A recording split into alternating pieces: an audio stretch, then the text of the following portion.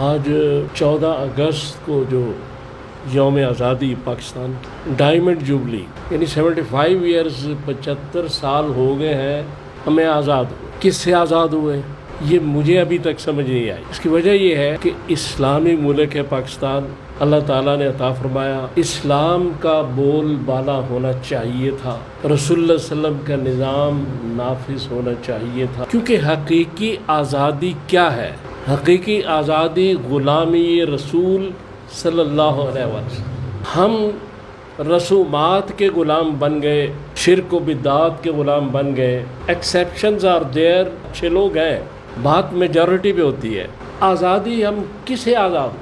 آزادی کا مفہوم کیا؟ آزادی کا مطلب کیا ہے؟ قرآن اور حدیث کی روشنی میں, ایتھکس میں, اخلاقیات میں آزادی کس کو کہتے ہیں؟ اگر آپ قرآن کی طرف جائیں گے تو وہاں بے شمار مثالیں ہیں کہ مسلمان کی آزادی کہاں تک ہے اور کہاں تک نہیں ہے.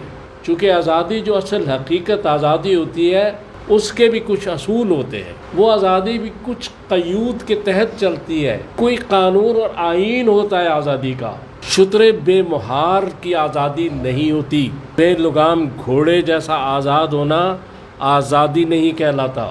آزادی میں بھی حدود ہوتے ہیں, آزادی بھی ایک خاص حد تک ہوتی ہے. لہٰذا پہلے آزادی کا مفہوم سمجھنا ضروری ہے کہ ہمیں اللہ تعالیٰ نے عقل دی ہے, سوچ دی ہے, پھر اپنے ارشادات فرمائے, پھر رسول اللہ صلی اللہ علیہ وسلم نے اور 40 سال خلافت راشدہ نے دکھا دیا کہ آزادی کیا ہوتی ہے. آزادی کس کو کہتے ہیں؟ کہ ایک عام آدمی کھڑا ہو کے خلیفہ وقت سے پوچھ سکتا ہے, سوال کر سکتا ہے کہ سب کو تو ایک ایک چادر ملی ہے, آپ نے 2 چادریں کہاں سے لی ہیں؟ یہ آزادی ہے.